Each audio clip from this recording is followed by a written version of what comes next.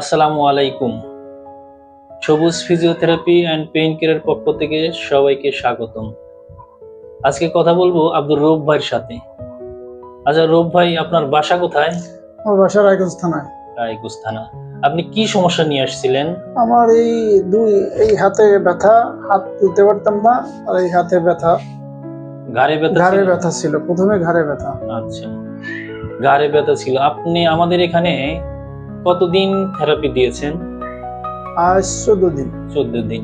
14 দিন থেরাপি দেওয়ার পর এখন আপনার কি অবস্থা? যথেষ্ট উন্নতি। যথেষ্ট উন্নতি। ঘাড়ে ব্যথা আছে? না, ঘাড়ে ব্যথা নাই। হাত উপরে উঠাইতে পারেন? হাত উঠাতে পারি।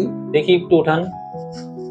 একটু কষ্ট হয়, একটু কষ্ট হয়। এগুলো ব্যায়াম করলে ঠিক হয়ে যাবে। এই হাত, এই হাত ইজি, এই হাত এই উঠাতে হাত পারি। ইজি হয়ে গেছে। এই হাত ইজি।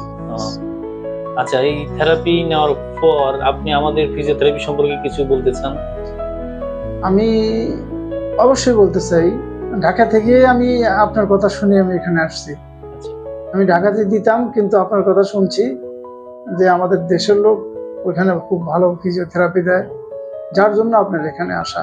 আলহামদুলিল্লাহ, আপনাকে ধন্যবাদ। ধন্যবাদ সবাইকে।